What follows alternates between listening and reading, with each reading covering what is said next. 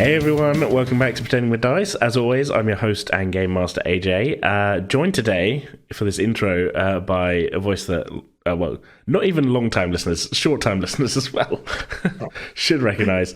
It's Eden, he's with us today. Hello. Yes. How's it going? I mean, I've been there since day one, so at this point, I think that if there's anybody else aside from you that's kind of like the regular, I'm it. Yeah, I mean, I just meant like even if people only tuned into the last episode, they would recognise you. That's all. You're joining me today because this is our first episode post Dragon Meet 2023, and this was your first time attending. Indeed, yeah. No, it was looking a bit touch and go. I did because I'm constantly broke, but mercifully, I shouldn't laugh about that. That was more like I try and play it off with a certain amount of humour as best I can. But yeah, no, had the offer to go up and stay with a couple of listeners and now friends, I suppose, at this point. And yeah, we had a really good laugh. I mean, it's hard to know where to start. I mean, do we just go from the train ride and just give a quick rundown of how it went? Well, some listeners may know that every year I film a vlog. Well, at least I try and do it every year. I didn't do one last year because I just forgot. But yeah, I mean, we could sort of go through the vlog. I mean, or we can have this conversation, and eagle-eyed listeners can then watch through the vlog and see what we're talking about, I guess. Well, there's bits that aren't in the video, really. That's true, yeah. The train being horrendously packed and you having to stand for like 25 minutes before a seat finally became clear. Yeah, that wasn't the best start, to be honest. That's it. It was looking very much like it was going to be a horribly stressful day that turned out to be a stressful half an hour. Yeah. Could actually sit down and relax for a while. It does seem like every year there's some kind of travel chaos. Last year it was like all trains cancelled and everything, and I ended up having to get a taxi to a £70 taxi to Southampton to join a train, and then got refunded by the train company, thankfully. But it was like complete chaos. And then this year it was just like, what have they done? They've cancelled the train before us and cut our train down from 10 carriages to 5. Oh boy, this is going to go well. Yep, double the amount of passengers, half the amount of space. Always a good time. But I mean, we made it, and yeah, it wasn't that bad. It wasn't. We managed to get a seat together, and eventually, which was good. And it was just, other than the sort of the stress of like people hovering over us was not too bad of a trip to London. Which is good. Yeah. No crying babies. Yeah. It was a smelly man, but that's just par for the course. Yeah, I mean, like, you just got to take what you get on a train, I think. A smelly man who cracks a can open is just that you're on a train. Of course there's that. I mean, yeah, it's midday. I mean, it wouldn't be a train trip without somebody just being like, oh, it's 5 o'clock somewhere. Yeah, pretty much. But yeah, got there and then finally got to meet a bunch of people, got to see folks from Penance and who was there then? Berry, Pete, Dragon, Greg, Jeff, Klepto. It was a big get together, wasn't it? Like, I mean, am I missing anybody? I'm trying to think. I don't think I've missed anybody there. No, but I mean, this was kind of your first time, sort of getting up and meeting people that we talk to basically every day. That's it. These are people I've spoken to for like five years plus at this point, probably for some.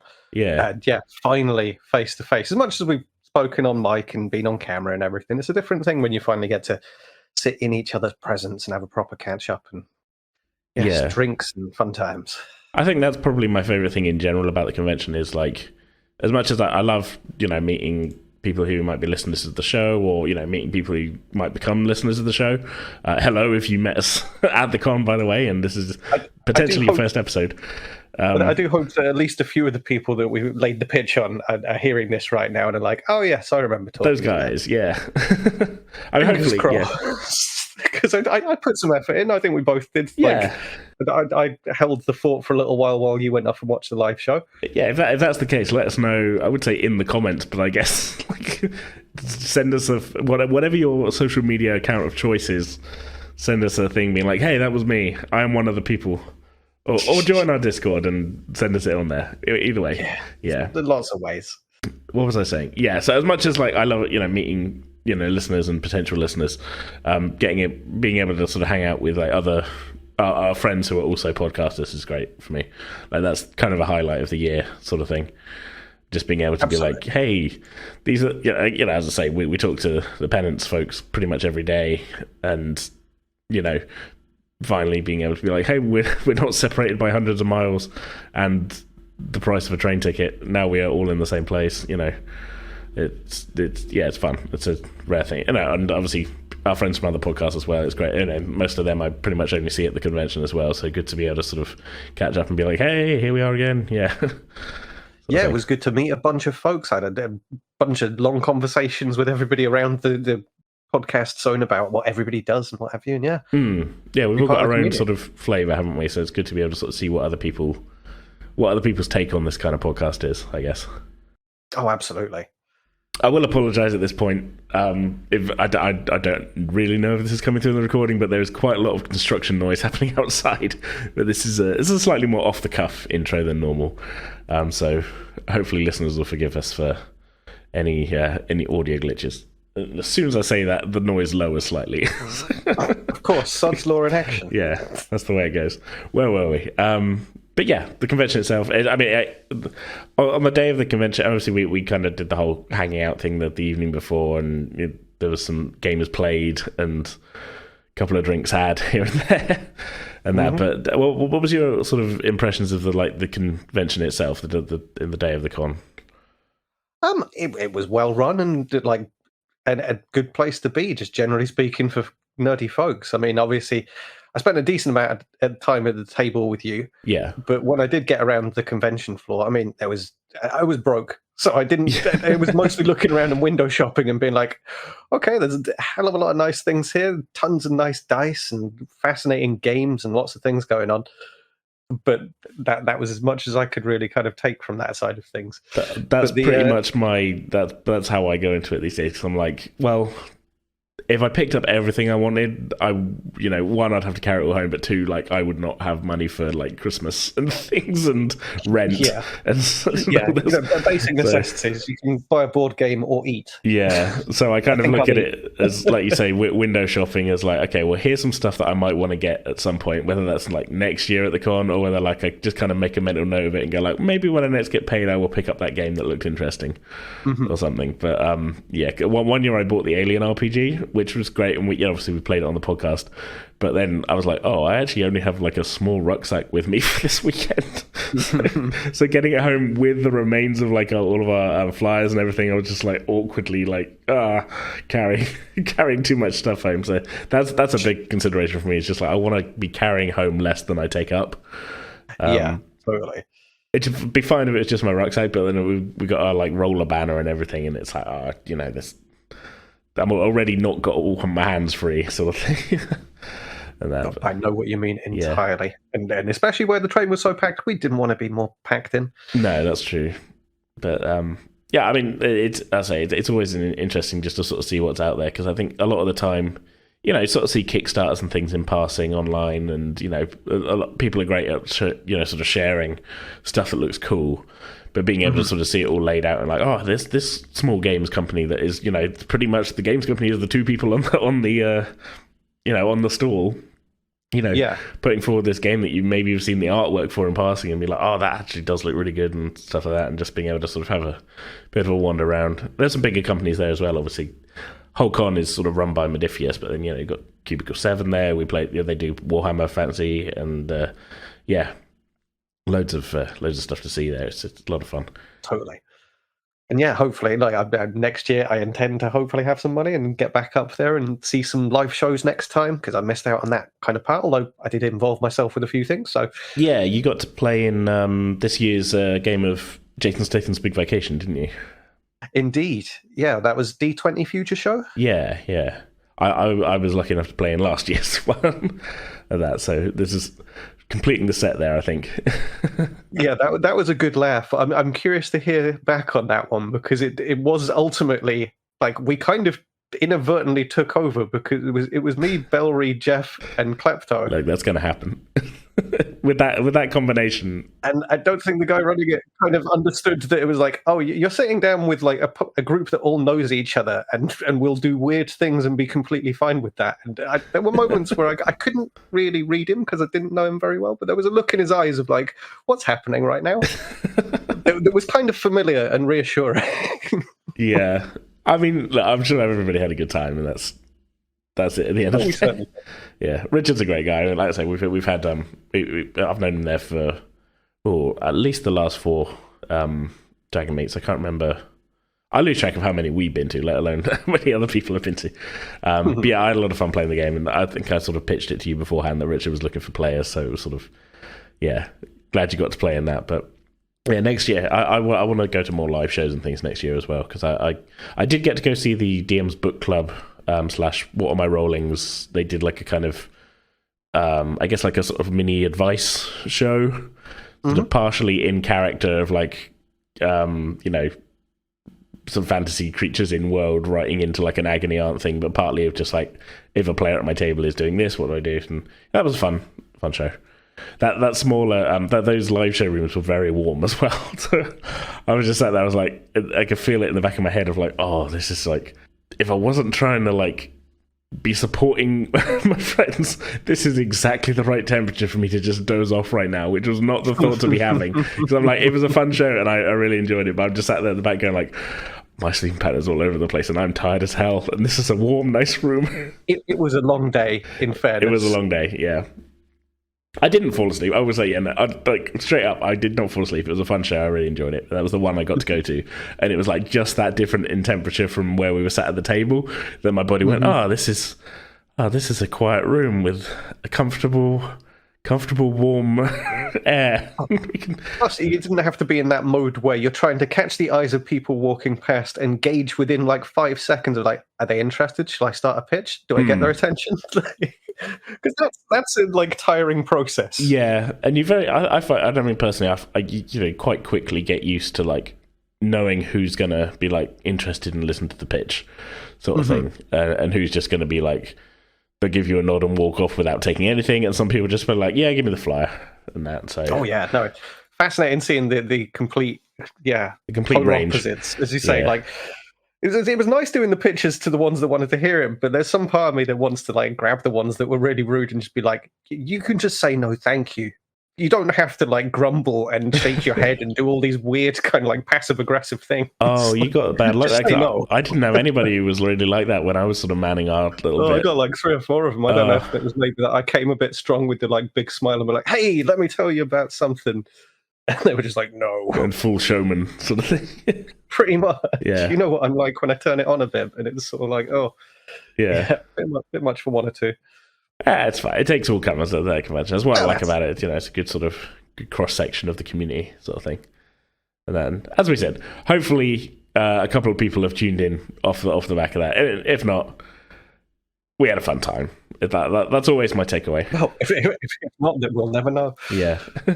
As I say, leave us a note somewhere. Just even if it's just you turn up next year and be like, I did listen. Okay. That would amuse me quite a lot if somebody just passed by the table and just looked either you or I, whoever's there, in the eye and just went, I listened, and then just walk off. Nothing more. I don't know if the mystery there would be like, I think my mind would immediately jump to like, oh, that's like a damning indictment, or they were like, they're like, I listened and I have nothing to say to you. Like, sort of, who knows? But that would be quite funny there. But yeah, we've been rambling for 15 odd minutes on this. Any closing thoughts, I guess, before we dive into today's new episode? Well, it was a fun time. I'm hopefully going to be there again in the future, and hopefully, if we've got some new listeners, you're going to enjoy what we're doing. And go back and listen to some old stuff. If this doesn't grab you, D&D, then we got Star Trek and all the rest of the various things. So yeah, continuing the pitch. Oh yeah. Well, there was some rumblings in our chat the other night of potentially, if we get Mark and Amy down next year, of maybe doing some kind of Frontier Live thing. But who knows? That's a year away.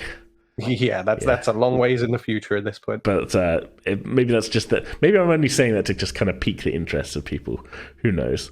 But it was a fun weekend. I always have a fun time, and I'm glad you had a good time as well. Because I say it's been a few years without you making it to the con with me. So good stuff. Just thinking, should we bother recapping the last episode, or should we dive straight in? I guess we should do a vague recap.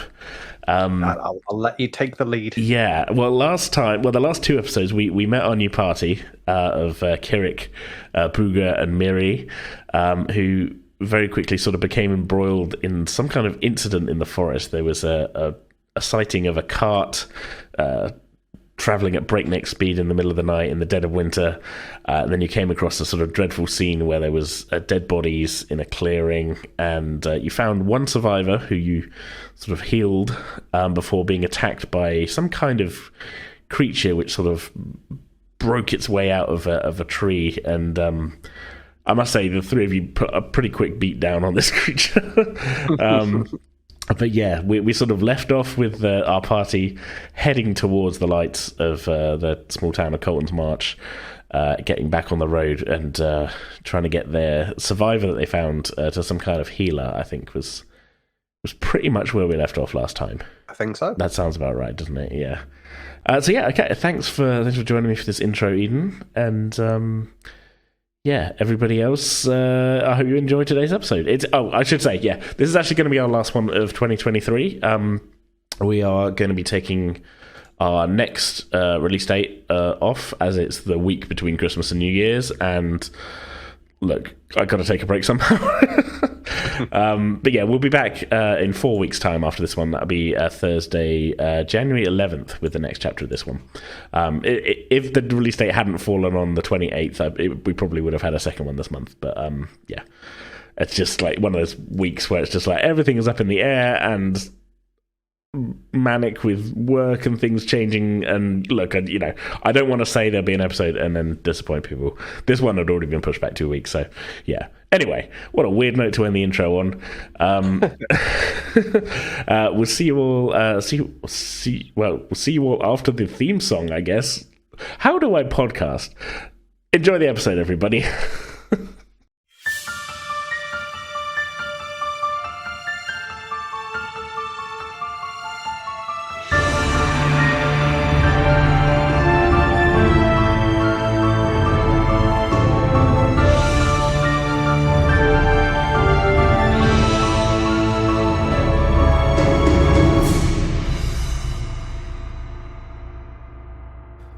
Okay, so with the growing light of the morning beginning to spread across the horizon, silhouetting the trees of the forest all around you, the three of you find yourselves back on the King's Road, headed towards the small town of Colton's March once again, with your makeshift stretcher/sledge construction in tow. Its passenger still very much unconscious as you begin to make your way towards the lights of the town, just about visible on the horizon, still lighting the kind of low cloud with an overnight sort of glow. So with all that in mind, who's doing what? Who's taking point? Who's pulling the sledge? What does the party look like right now? I guess I'm asking. I think Booger's probably the most built and physically capable, so it'd be reasonable for him to be the one dragging everything. Yeah, okay. Mary will be taking point, just sort of like ranging ahead. Mm-hmm. Yeah, and I think Kirik would be in the back, making sure that we weren't being tracked by anything else. Okay, can I get like a perception check from you then, Kirik? Yeah. It's a 13. 13? Dice. Come on now. Yeah. 13. You don't really notice anything more out of place. I mean, it was quite an odd occurrence with this creature sort of clawing its way up out of the tree. There's nothing sort of in that kind of vein that you notice. In fact, everything sort of almost seems like you would expect in a sort of winter morning. Really, there's not a lot of bird song at this time of year, but there's a few sort of tweets here and there, and yeah, there's not really anything that seems out of place. Again, it's quite quiet on the road, even though this is a sort of main thoroughfare heading north-south, but there's no sign of any other travellers on the road from what you can see. It all seems quiet and calm. I think Booger's going to be just focused mostly on just dragging this thing forward, taking big, heavy steps, dragging it as he goes. Okay, so are you trying to set like a pace, or you know? Yeah, just trudging, because it's cold out here, right? It is cold, yeah. So there's a certain amount of like just keep moving and stay warm by keeping on moving. Yeah. Oh yeah. I just remembered you don't have the most winter prepared clothes. No, doublets don't really do much for keeping the wind out. You could wear that blanket as a cloak, I suppose. Yes, I think that was part of it. Was established during last time that, when we got up, he did wrap the blanket around his neck and sort of tied a makeshift cloak, but that only does so much. Yeah. Okay. All right. As I said, the town is kind of in sight as you're heading along the road, and it's probably, I want to say from where you started, it's probably a half hour, 40-minute walk to get to the outskirts of the town. You were pretty close to the town when you had your combat. But along the way, the road kind of comes out of the tree cover, and here things are a little bit tougher going because the snow has had a little bit more of a chance to settle. But the road is still clear, and as I say, half an hour, 45 minutes or so passes, and you reach the sort of outlying buildings of the small town of Colton's March, which was your destination before the incident of the previous night. So what are you looking for to begin with? What's your first thought upon entering the village? Oh, well, I think we should probably find some help for this woman, because, I was able to help her a little bit, but she could probably use some more help, so. Mm-hmm. Yes, there's a good chance she's freezing down there. I know I'm certainly starting to feel the chill in my bones. Is there an inn or anything? Looking around the town square, presuming that's where we are. You haven't quite made it to the town square yet, but even just on this kind of outskirts, you do notice there is just a short distance up the road from where you are a fairly large inn-looking building. It's not really sort of lit up too much. It's quite early in the morning now. I guess we could say it's probably about. If I said the sky was lightening the sky in a winter, it's probably coming up to 6 o'clock in the morning. But there you can see there are some lights twinkling on the ground floor through some of the windows. There is a sign hanging, one of those kind of hanging, swinging signs on the side of the building that it says, as you get closer, the Rolling Wheel. Well, this looks like the place. I think we'd better get in and hope that they're awake. At the very least, we can get in and get the cold off of us. Well, if they're cooking, they should be up. Mary will walk in sort of ahead of everyone else just because she's a cat. Cats do that. Yeah. Okay. So it's quite a heavy door. This is a sort of 2-story building here. Wood, timber frame construction and that, but it's a sturdy looking building. Looks to be quite large. You would know. I'll give you this for free because this was sort of your destination anyway. This town is quite a. It's not huge. There's probably about 500 people live in the town, but being situated on a sort of junction of the King's Road and another road that heads up the Windward Peninsula. It actually gets quite a lot of through traffic. So I don't want to say tourist industry, but there's a lot. This inn is clearly getting a lot of business coming through. Travelers stopping off and things like that. So for such a small town, it's quite a decent size inn. As you push open the door, first you think, is it closed? Because it takes a little bit of effort, but it turns out it's just a little bit of ice on the door, and you sort of clatter your way through, finding yourselves in a fairly large kind of main sort of downstairs tap room. Not a particularly high ceiling in here. I guess not a problem for Miri, but I would say, Booga and Kira could probably have to sort of duck your heads just a little bit as you come in. It's not uncomfortable, but you're definitely feeling like, I'm near the ceiling here. As you enter, there's a tiefling who sort of seems to be stacking things behind the bar, and he looks to be mid to late 40s. He looks up as you enter. A morning. Weren't expecting anybody this early. Oh, hi. We were gonna along the road, and we were just coming to see, the inn and stuff, and we found this person. And we're just gonna point, just very little preamble, just point to the person. Yeah. I'm assuming that Booga pulled her into the room. Oh, yes. Yeah, I was kind of imagining like he looks up as Miri comes in, and then as you're saying this, Puga sort of just drags this sledge in through the front door. Was sort of what I was picturing. I mean, if that's not the case, let me know. But yeah, no, that fits perfectly. Yeah.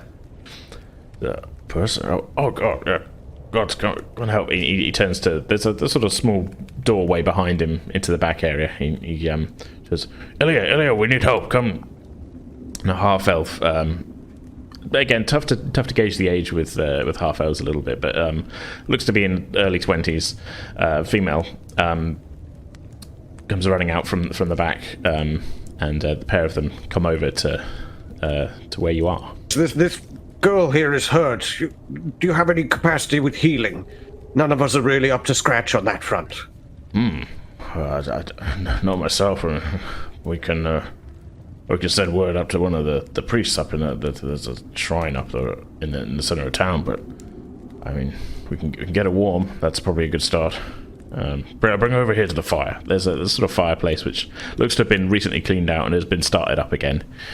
So it doesn't look like it's sort of been burning too long, but it's definitely warm in here, especially compared to outside. But you're getting the feeling that you've sort of come in here as they were sort of resetting for the day. Maybe it doesn't really ever fully close, but like this is the, sort of the best chance for us to clean up and get things going again. But you've gotten here just in time for the fire to have at least been lit and that, and you're able to sort of lead you over to in front of the fireplace. Okay. Booga's going to lay the stretcher then, or the makeshift stretcher, kind of out in front of the fireplace so she can catch as much of the warmth as possible. Mm-hmm. And look over to them and say, you said there were local priests. You said taking word to them would be the move, but do you think one of us should go, or all of us? This girl, see, we don't want to lose her. I'll send Ilya. Ilya? He turns to the half-elf. Go get Priestess Arla. She's probably the best this time of morning. The half-elf sort of nods her head and grabs a cloak off of a rack and heads out the front door. At this point, you notice these two weren't alone in the bar. There is a quite... I mean, looking at him... I guess, can I get an insight check? From anybody who wants to have sort of noticed. There's another human in the bar. Can I get an insight check? Is what I'm saying. Okay. Okay, these dice are... I need to swap them out. They're misbehaving. Miri rolls an 8, so okay. that's pretty on brand. Kirik had a 6, so I think he's probably a little bit flustered. Yeah. So we'll chalk that up to that. Yeah. And I got a 9. A 9. Okay. I mean, I guess the three of you just sort of notice this guy. He looks a little bit sway. I can't really. I can't really sort of go much in depth of that, but there's a guy there with sort of greasy-looking hair and stuff, and a little bit of a tired look on his face. We are the most insightful party ever. Yeah, he's just kind of propped at a table, and he hasn't really said anything. He's just kind of watching the whole thing go down. It looks a little bit older, sort of early 60s maybe. Okay. I think Booga regards him for a brief moment and quickly looks over him, just thinking, it must be one of the local drunks. I mean, that's not inaccurate. I think Miri is just gonna, self-absorbed cat. So she's at the fire making herself warm, and then she notices that there's another person in the room. Mm-hmm. So she's actually gonna go over to him and be like, "Did you see what we? Hi friend. Did you see what we did? Yeah." He's just kind of looking at you for a few seconds. You get the feeling it's almost like he's sort of trying to focus on what has just popped up in front of him. You're a big cat. I am a big cat. I like to bat yarn around and play with fish and yeah. But you, sir? I'm not a big cat. I'm a well-respected member of this community. Isn't that right, Hamish? The tiefling just sort of looks at me and goes, yeah, sure thing, Croaky. Yeah, what you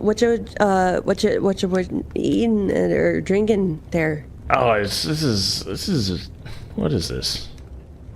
This is beer. And he just sort of downs the rest of his drink. Okay, I was going to ask if it was on the table because I was 100% going to knock it off onto the floor. Oh, okay. Yeah, it was kind of in his hand. Okay. Yeah, sorry. That's okay. Mira's going to be like, oh, well, yeah, that sounds good. Food, maybe. That sounds good. Can I get some food or something to drink? She says to the tiefling. Yeah. Are you okay watching us, watching the patient, I guess? I can sort you something out. What was everybody... we're good. What does anybody want? A bowl of something warm. I'm not quite sure what you have, but oatmeal will do fine for me. Oh, we've got a pot on the go at the moment, yeah. And, Glorious. He sort of looks around at Kerrick as well. And Oh, you don't have to go out of your way for me. I'll just have some porridge.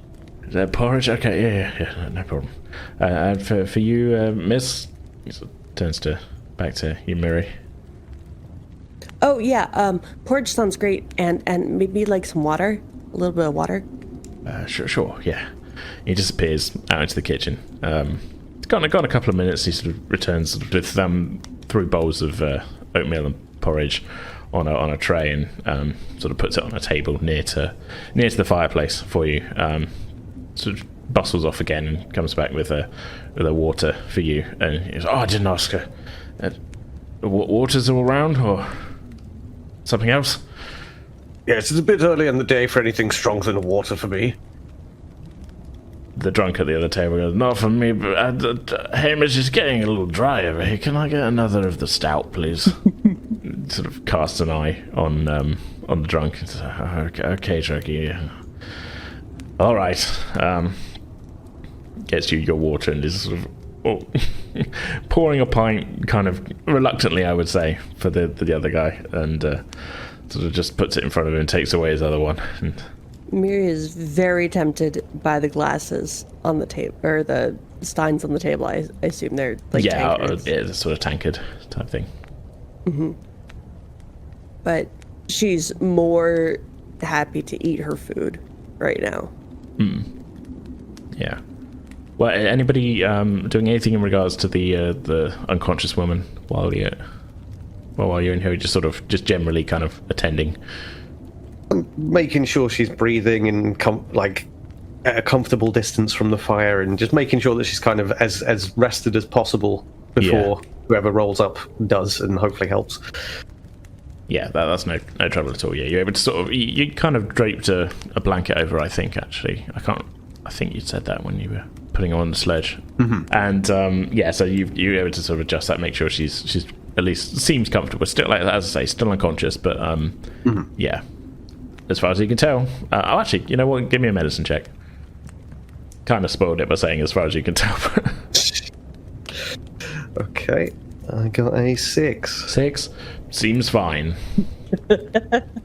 Obviously unconscious and has still got a big slash across the chest that is, sort of the healing word previously had kind of sealed up, but doesn't seem to be dead. Still breathing, as far as you can tell. I think Booger's racking his brain about some medical book that he might have half read at some point, and trying to convince himself that she seems all right. Yeah, it's kind of escaping you at the moment though, the particular book thing, at least with the 6. Mm-hmm. You can't remember any details. Like, you've read a few books maybe since that one, and not of relevant topics, and it's all a little bit fuzzy for you.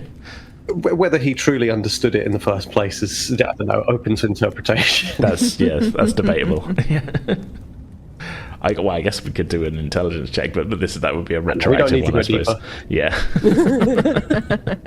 Yeah. Okay, so you're not waiting too long before the half-elf Ilya returns, quite quickly ushering in through the door a dwarven, sort of quite well-adorned, at least fairly well-adorned cloak, wearing woman, and who sort of quickly brushes a bit of snow out of her hair. All right, where am I needed? Over here, this girl here by the fire. Hurries over, hands you her cloak. Oh, thank you. And Booger kind of begrudgingly takes it off of her and walks over to the hat stand or whatever. And Take good care of that. The only one I've got. Certainly. You do know I'm not to help. Well, why are you helping then? Point taken. Enough of this. The girl. So she kneels down next to the woman on the stretcher and sort of examining wounds and such. So, that's quite a nasty scrape. Closes her eyes for just a second and places hands on the wound, and you can hear her sort of muttering under her breath. And there's a brief sort of quite. I mean, it's tough to sort of see because you're already in front of the fire, but a kind of warming sort of aura seems to emanate for a moment from the priestess. And I mean, how close are you looking? Are you sort of hovering or just leaving her to it?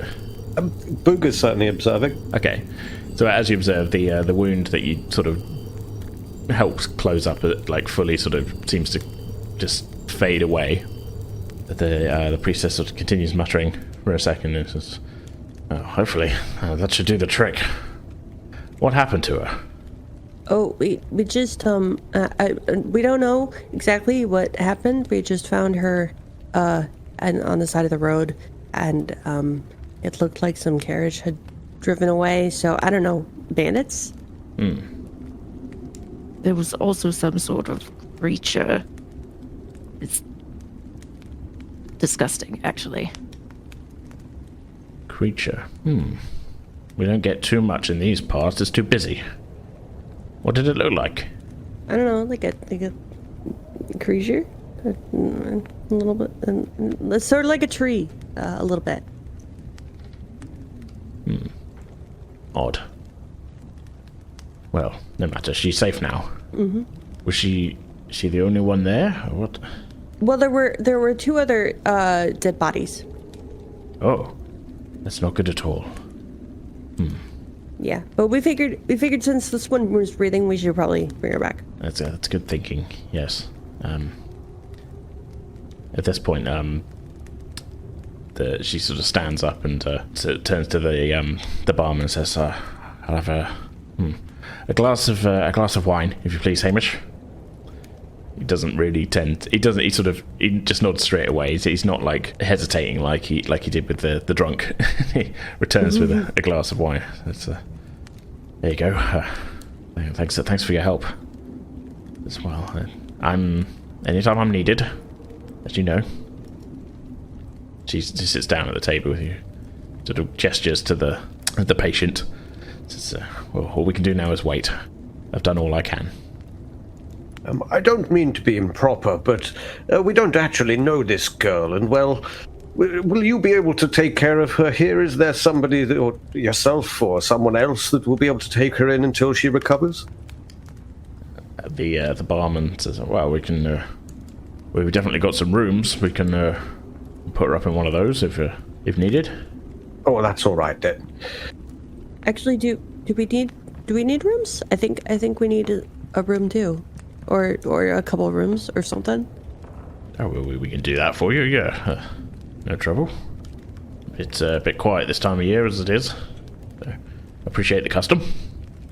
A few minutes go by, and you're sort of, you're sort of chatting away, I guess. Would it be? Or is this like a sitting in silence sort of? Oh no, but Booger will carouse a little bit and try and be charismatic as best he can, try and ingratiate with this seems to be the local authority, I guess, or at least that's what he's interpreting it as. Well, you haven't got anything else to go on at this point. Yeah. So yeah. Well, yeah. The priestess actually says so. What's your story? What brings you through here? Well, we've actually heard rumor of a theft that took place quite recently, and well, we're here to try and find out what's happening and try and recover the items if possible. She sort of looks up at Hamish. I haven't heard of any theft, have you, Hamish? Hamish, the bartender, just sort of shakes his head. Not that I've heard of. Oh, well, I suppose you won't be any help in our investigation then. He looks around at the rest of the table. what do you think, everyone? Where best to go today? Now that this girl is safe. This is out of character. We were just coming here, right? Yeah, I think that this might be a Booger decided his own quest here, sort of thing. I think you'd heard rumors of a theft in Duskwick, which is quite some distance away from here. I was just kind of filling in like his recent events. You know, it's perfectly fine if that's what Booger's decided he wants to investigate, but it's not this town. That's worth checking for a lead. In general, you were all just kind of heading in a southerly direction, and this is on the main road, basically. Yeah. Okay. Yeah. So, Miri is happy to go along with whatever. I mean, Miri's got nothing to do. She's kind of bored. Yeah. So, she'll just, I guess, if Booga sounds like he has a way that he wants to go, then Miri's like, okay, let's go. Okay. And how about Carrick? So the attack is like not sitting like great within Kyric's soul. He's like sitting there kind of pondering it. Do you often get attacks here, or is this sort of new? Well, not saying the roads are 100% safe around here, but we're quite a usually, well, through most of the year we're quite a busy stretch of the King's Road here. So the watch keeps a good eye on the surrounding countryside, and haven't really heard of anything of this nature, especially with as you say, other people killed and strange creatures abroad. This is unusual. Well, I mean, we might as well like stick around until she wakes up, because I'd like to hear. You know, I'm just curious, but what she was doing on the road, and if that, you know, remember the cart, and at this I will look to Booga and Kirik. Do you remember seeing the carriage run by in the middle of the night? Just see if we can figure out what that was about. Well, as you mentioned it, turning back to the bartend and the priest, did anybody come barreling through here on a carriage in the last day or so? Not that I can remember, no. We don't really keep too much of a track of people heading through the town. There's always a little bit of traffic. Okay. Well, it seems that, yes, we've got no choice but to wait for this girl to wake up and hopefully shed some light on the whole situation. This porch is really good. I'd be happy to stay for a while. And she looks adoringly toward Hamish. Like, good porch. He gave her the food. Mm-hmm. Yeah. You fed the stray. Mm-hmm. Well, if that's the case, I can sort you out with some rooms then. We go see what we've got available. He sort of shuffles off. He returns shortly with a couple of room keys and says, "Well, I've got one nice one. We can just put this young lady in to hopefully make her more comfortable up there. Put her in a proper bed. And there's how many would you three like? Sharing or individual?" I think we've the funds to get individual rooms. No offense or anything. Yeah, having my own room would be really, really cool. Miri is very used to being like with a bunch of other people on a ship. So having her own room is kind of like a novelty to her. Yeah, it's luxury. I think over the last, I would say probably week or so as well, this would be maybe the first chance to have your own space as well, because prior to your journey you were all kind of cooped up together, snowed into a pub, and then on the road sort of travelled together, and I guess kind of a little bit kind of huddled around a fire together and things like that. So yeah, now the opportunity to get a private bedroom is probably quite a little bit of a novelty. Yeah. Fancy. Hamish sort of go, "Oh, all right, three it is then," and comes back with more keys, and says, "All right, well, if you want to help with that stretcher, and we'll head upstairs." He sort of nods to you, Booger. So he goes to grab one end of the sledge stretcher thing. Mm-hmm.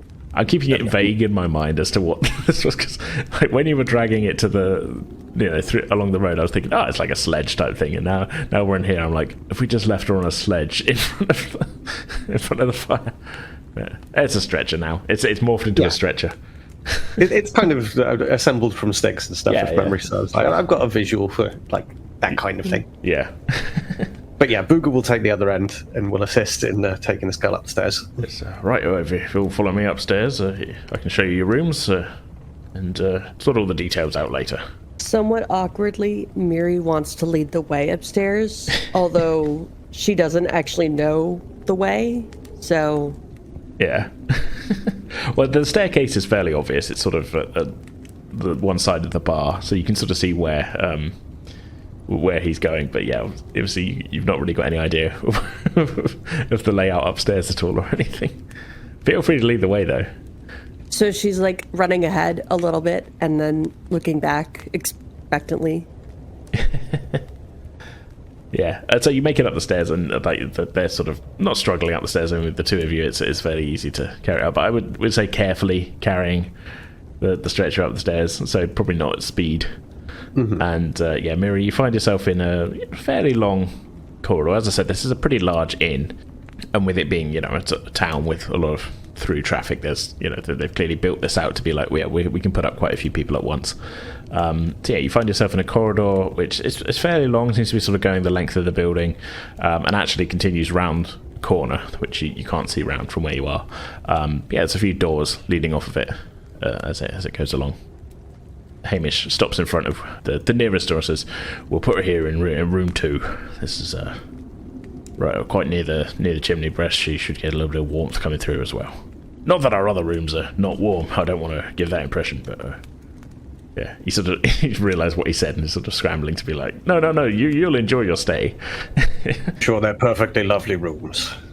Yeah, he gets one of the keys and just opens the door. If you help me in here with it, and it's not the biggest of rooms, but there's a sort of fairly comfortable looking bed, and you can see the chimney breast going up through the room there, and as I say, not huge but comfortable size, and you're able to help her onto the bed. Now that she's in situ, what do we do until she's awake? Is there anything local that we could spend time taking in? Any local sights and sounds? Well, I mean, there's it's a town square. There's a few merchants and things, and so it's a little bit quiet this time of year. I believe the farmers' market actually is usually today, but it being winter, it's you've kind of come at the wrong time. Don't think they're holding it this week. Fair enough. Well, what do you think, everyone? Shall we have a little journey around town, see what we can see? Yeah, let's explore. I like exploring. Let's explore. Yeah, we can just say then he also shows you he sort of shows you 3 rooms. So, if you want to leave any of your belongings, here's the key, and enjoy your stay. Mira's gonna walk up and down the hall, just touching every single door, like to see if it's open. Okay, I guess can I get an investigation check? 18. 18. Most of them seem to be locked, and they also appear to be made of wood. I'll give you that with an 18. Nice. Details. So some nice iron hinges on each of them as well. Quite nice work has been put into construction of these doors. This isn't like a sort of we're kind of out in the country here, but there's some good craftsmanship at play here. Yeah. Some solid doors. Yeah. These doors are all solid. Well, that's good to know. All right then. So I guess with accommodation secured and solid doors on the accommodation as well, as we found out, a place to drop any belongings you want to drop, and with all that in mind, I guess the 3 of you head out of the Rolling Wheel back onto the streets of Colton's March to have a bit of a look around. Who knows what you might find.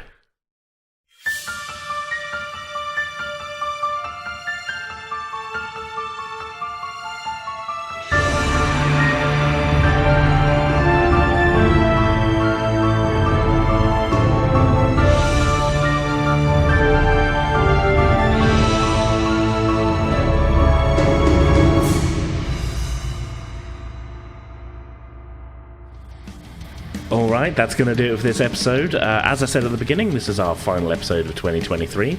We're going to be taking a short break over the holidays, but we will be back in 4 weeks' time on Thursday, January 11th. With the next part of this story, so we hope you'll join us for that. In the meantime, you can head to pretendingwithdice.com for links to all of our social media pages, our Discord server, our Ko-Fi page, our merch store, and much more. For now, that's our show. We hope you all enjoyed it. We'll see you next time.